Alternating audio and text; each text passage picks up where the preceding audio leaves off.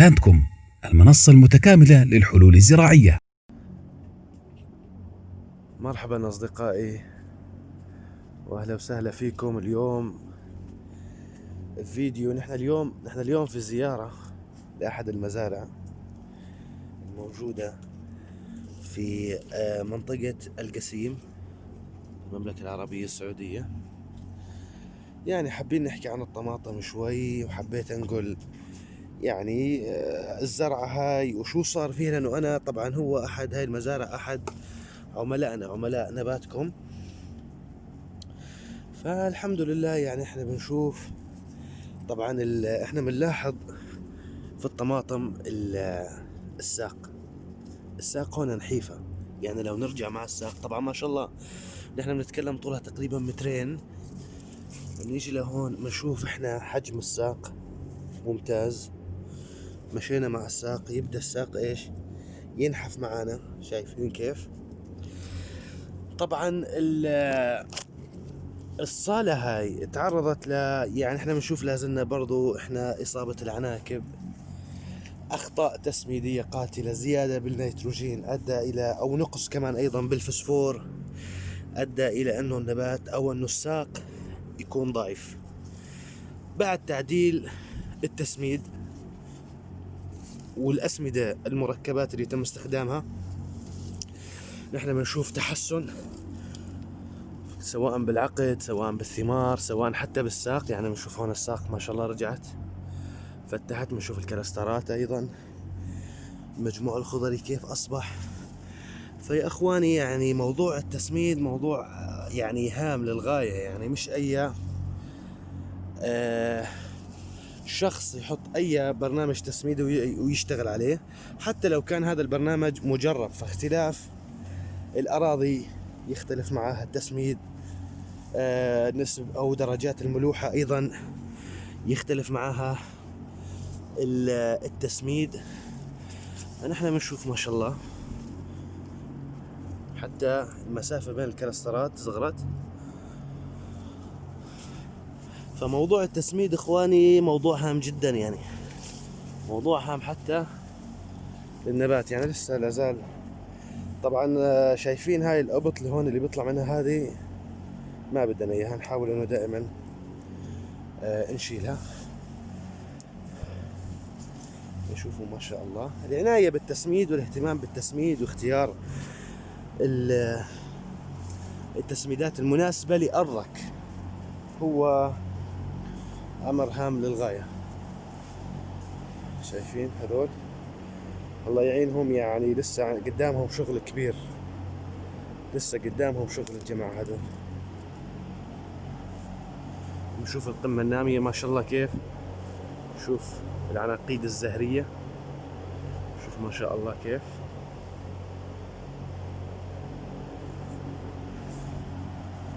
طبعا هاي تقريبا صالة زراعية ما شاء الله. طبعا يجانا هواء قوي يطير البلاستيك من هون.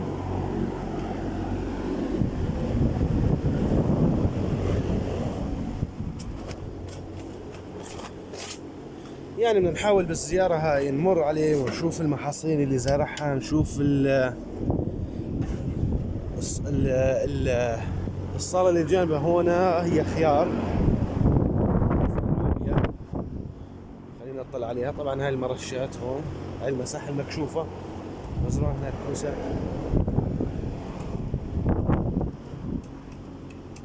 هلا نمر على الخيار.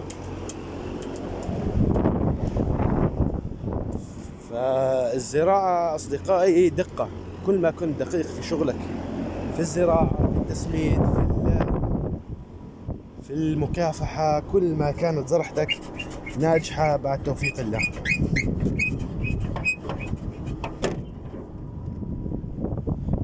نشوف هذا الخيار يعني فيه إصابة العناكب. نشوف نحن نقص العناصر، البياض الزغبي موجود، شايفين؟ طبعا هاي قطف عويل.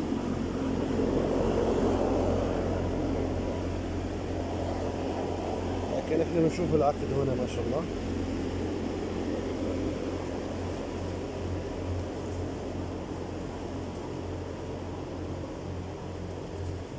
هذا البياض الزغبي، بياض الزغبي في الخيار، هذا مرض فطري. بعدين احنا بنشوف على النقرة في الخيار حاجة مهمة، انه احنا بنشوف هون النقرة هاي او المكان هذا بنشوف فيه 3 حبات، بنرجع بنشوف هنا حبتين، نطلع لفوق بنشوف 3 حبات، حبتين، يعني شوف المكان هذا ما شاء الله. شايفين الخيار سريع بالمشي. طبعا هاي إصابة فيروسية واصلة للقمة النامية، واضح الفيروس فيها، الفيروس واضح.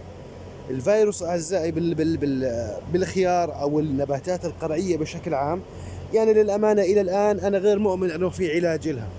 علاجها القطف، لأنه هاي أو النوع هذا من الفيروس ممكن ينتقل معك من الحشرات الموجودة داخل الصوبة، ينتقل معك أحيانا على حسب نوع الفيروس، ينتقل معك من العمالة مثلا. احنا بنشوف هون المنطقة هاي منتشر فيها الفيروس، يعني هاي عندنا هنا نبتة، نرجع بنشوف هون. طبعا الموضوع الفيروس وإصابة الفيروس ترى تختلف، يعني أحيانا نقص المغنيسيوم يوحي إليك أنه في عندك إصابة فيروس. فبالتشخيص الواحد لازم أنه يأخذ الدقة بالتشخيص. هذا فيروس، يعني هاي المنطقة هنا منتشر فيها الفيروس. لما نشوف هنا الخيار، للأمانة يعني الخيار شوفوا ما شاء الله هون، طبعا هو أهمل هناك يعني بالقطف، ولكن احنا بنشوف العقد. شوف التفريعات الجانبية مهمة جدا. هاي القمة النامية، القمة النامية يا أصدقائي لابد أنها تكون، يعني متى ما شفت أن القمة النامية شكل الثمر عندك بالطريقة هاي، اعرف أنه النبتة خلاص وقفت، خلاص اعتبر أنه النبات وقف. أو أحيانا يكون دلالة أنه هذا الصنف زرع في غير ميعاده، أو تعرض لسترس معين، لضغط قوي، أدى أنه النبات يتجه لتشكيل الثمري في الرأس. يعني بنشوف هنا نحن شايفين. فيعني الواحد لابد أنه يكون، نرجع لموضوع التسميد أيضا، لحتى أنك تتجنب الخطأ في التشخيص إذا ما كان في مهندس ماشي معك شغال معك، لأنه تداخل التشخيص في الأمراض مع نقص العناصر متداخلة. فنرجع منأكد مرة ثانية أنه التسميد أمر هام للغاية. ولكن لو تم العناية التامة في هاي الصالة كان الوضع مختلف. يعني احنا بنشوف الحمل هنا ما شاء الله، بنشوف الحمل هون. طبعا بالخيار لابد انه تكون دقيق باختيار الصنف، ففي اصناف ربيعية خريفية، في اصناف شتوية بحتة، شايفين ما شاء الله، في اصناف صيفية، في اصناف تنفع في البيوت العادية الصوب العادية، في اصناف لا تصلح الا في البيوت المكيفة. فموضوع اختيار الصنف امر هام للغاية.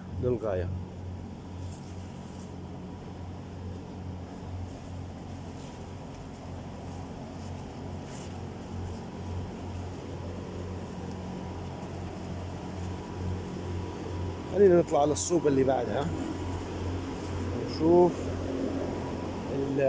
خلينا نشوف اللوبيا، نبات اللوبيا.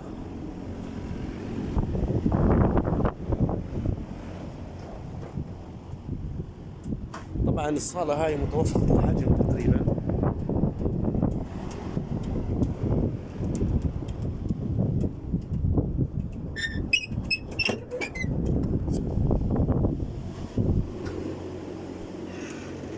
نشوف نبات اللوبيا. طبعا هذا الصنف مجهول، يعني زرعه الرجال وهو خلينا نقول غامر فيه، لأنه صنف غير معروف. طبعا هاي صانعة الأنفاق، شايفين الفرق بينها وبين التوتا أبسوليوتا؟ أنه هاي الدودة هاي بتمشي بطريق واحد متعرج وتمشي معك في الورقة، أما توتا أبسوليوتا لا، بتلف حوالين بعضها، بتاكل بقع كشكل بقع تقريبا. خلينا ندخل نشوف ما شاء الله كيف، ما شاء الله تبارك الله. بنشوف اللوبيا، بنشوف نبات اللوبيا. اهلا وسهلا، يا هلا. ما شاء الله يعني، ولكن لازلنا احنا ما بنشوف اي تشكيل ثمري. فهون بنرجع برضو بنأكد على انه زراعة الاصناف المجهولة او الاصناف اللي نحن يعني ما بنعرفها او ما إلها سمعة في السوق تعتبر مخاطرة. انه انت بالنهاية لين تصل للعمر هذا والمجموع الخضري هذا وانت ما بتشوف، يعني ما بنشوف نحن اي ثمار هون. فالموضوع الزراعي بيعتمد على الدقة عزيزي، يعني قد ما كنت انت دقيق باختيار اصنافك دقيق باختيار الاصناف اللي او الاسمدة او حتى المبيدات، يعني ما حتكون مغامر الى حد ما.